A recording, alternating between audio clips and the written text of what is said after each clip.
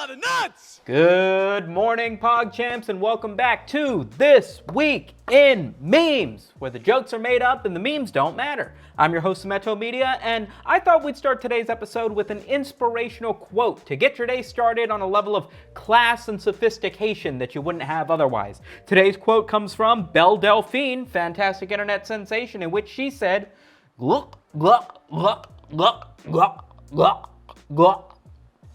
Powerful words. Our first story comes from the Humble Bowling Alley, a family-friendly location where you can enjoy some wholesome fun without the temptations of Satan himself. Or can you? Now, I'm sure everybody's been bowling, whether it be in real life or in Yakuza 0, but what many people may not realize is in many mom-and-pop bowling alleys, when you bowl a strike or a spare, it'll play some goofy animation on the screen that shows your score, just to make you feel a little bit better about wasting your time doing a hobby that nobody cares about. Some of these animations can be quite ridiculous, and in a satirical fashion, YouTube channel Corridor Crew decided to make their own slightly offensive bowling animations. Strike, I got a split. You got a split?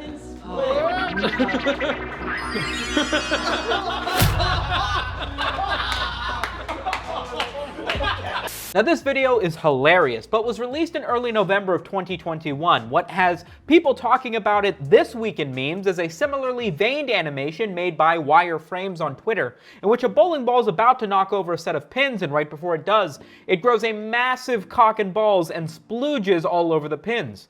There's been a further animation where the bowling ball picks up one of the pins and then makes love to it using its massive cock and balls. I can't play either one of the clips because I'm being told we don't have the budget. That doesn't...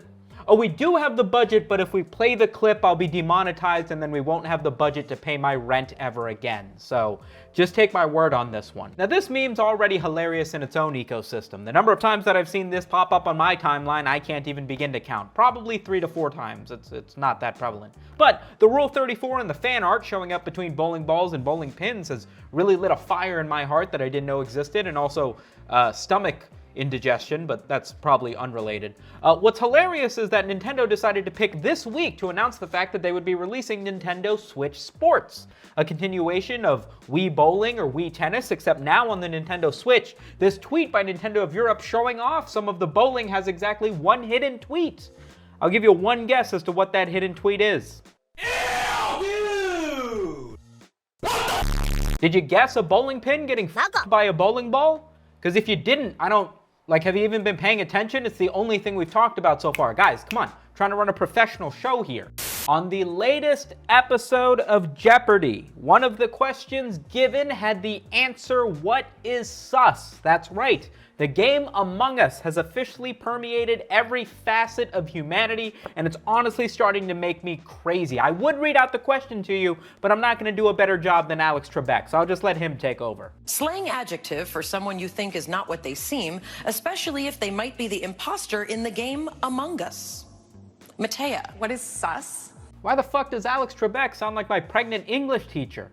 If I look slightly more handsome in this shot, it's not because I'm recording on a different day. It's because you're drinking too much, and honestly, it's starting to become a problem. Anyway, I don't see why everybody's getting so up in arms about the fact that Among Us was on Jeopardy. That show goes through like 100 questions every single time that it airs. It's not that big a deal. I've probably been on Jeopardy. This brown YouTuber makes videos pertaining to internet culture, video games, anime, and memes. Who is Some Ordinary Gamers? Listen, I know it feels like every single week we take a look at the internet attacking British people, but to be fair, it's hilarious, and it's just as prevalent this week as it has been in every other week. See, Americans have been taking the piss, as the British were to say, which is when you steal someone's urine. No, that doesn't seem right. So in Britain, you guys drive on the left side of the street? That sure is peculiar, huh? Well, at least our schools are not a shooting gallery, mate! So what you call chips, we call French fries. Wow, that is wild. Funny you would say that, coming from the guy whose children are getting slaughtered in school. Slaughtered?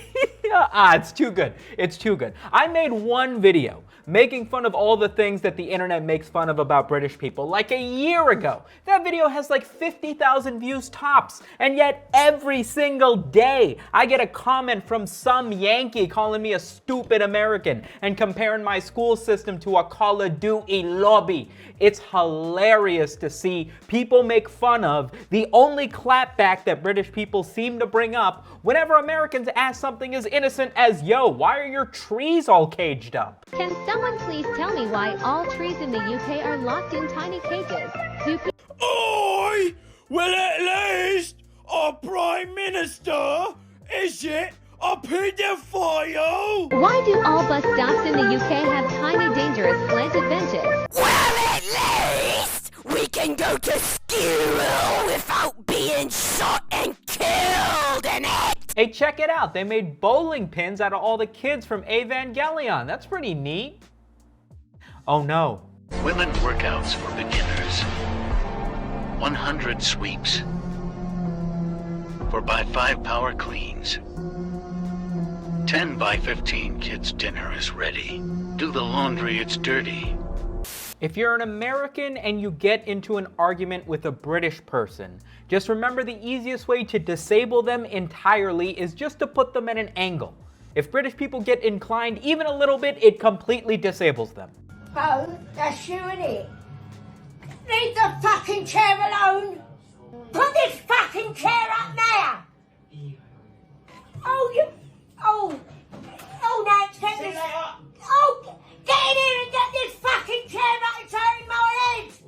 The Twitter account posts to show to a small Victorian child, a Twitter account that typically just posts internet nonsense that you can only appreciate if you spend enough time on the internet to become as much of a degenerate as myself, made this post showcasing a few fake headlines talking about Elon Musk being pegged by his ex-wife Grimes. Such headlines as Elon Musk describes himself as a new breed of heterosexual and what that means, as well as Elon Musk claims Grimes had an incredibly large strap-on, but it was no problem for him.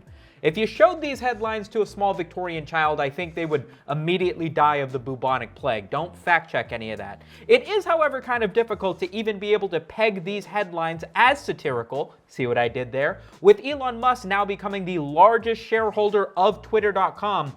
It's almost impossible to tell when the dude's joking or not. You can tell he's very serious about his acquisition of Twitter by this post in which he asked if we should remove the W from Twitter.com so that it would become Titter.com.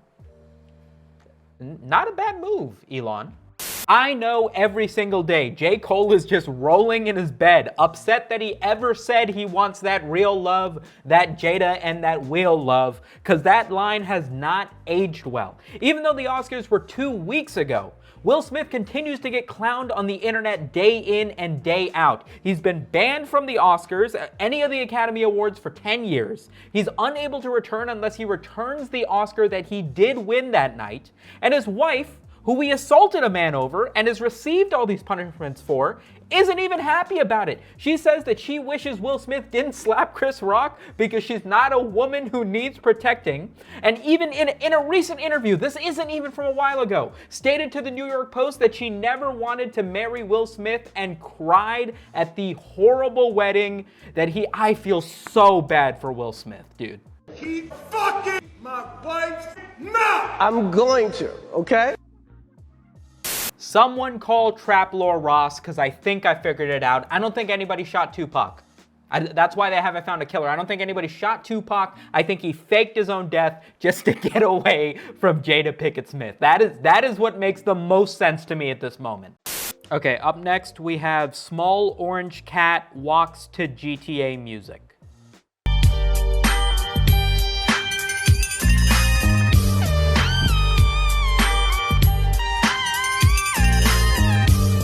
Wow, that gave me way more serotonin than I could have anticipated. I'm happy we showed that clip. Anyway, people online are giving a tremendous amount of shit to the culinary YouTubers that are making fast food videos at home. Basically, it's become a trend in the food YouTube community to do something along the lines of, I made a Chick-fil-A sandwich, or you can make a Wendy's sandwich faster than you can go and buy a Wendy's sandwich, which is cool in theory, and it's great that you're cooking at home or whatever. But the idea that it's any amount cheaper or easier or even faster to make a Chick-fil-A sandwich than it is to just drive to a Chick-fil-A and get one is ridiculous. A, congratulations, you made a chicken sandwich in 25 minutes and it took you 26 minutes to drive to one and pick one up. You're literally Gordon Ramsay, congratulations. But A, Chick-fil-A is making 10,000 chicken sandwiches every second, so I feel like it's an unfair comparison. Plus, what's step one to making a Chick-fil-A sandwich, huh? Is it brining the chicken for 12 hours first? Because I feel like you're not factoring that in. In a viral tweet early last week, Twitter user LIY pointed out the subreddit r/neverbrokenabone, where people post about not having broken a bone in their life. They brag about it even. But people who then break a bone have to make a post saying that, sorry boys, I'm no longer a part of the club, and they get publicly lambasted by the entire community for pretending to be a part of this very niche group of individuals. One response states not to brag about making it 17 years without breaking a bone. The fact that you broke a bone at all just means that you played it safe for 17 years and you were simply pretending to be part of this clique. One of the most popular responses was someone saying if hairline fractures count as breaking a bone, and one of the responses compared it to a Catholic schoolgirl asking if anal sex still makes her a virgin. But my personal favorite is an individual who made a post saying, I have failed you, I am no longer a part of the club, showing a cast in which he had drawn on some bones in order to be cute, I suppose. And one deleted account responded to be careful when drawing that stuff on your cast. The pressure might break your balsa wood skeleton. This is PC master race levels of elitism, and I am here for it, baby. By the way, never broken a bone. I may not have broken a bone. I may have never shattered my arm. I may have never smashed my knee. But don't let that stop you from smashing the like button, baby. And don't forget to click confirm after you unsubscribe. You know damn well this show's too good for your sub box. Big shout out to the Patreon boy scrolling in the back, and I will catch you guys on the next week in memes. Spisu.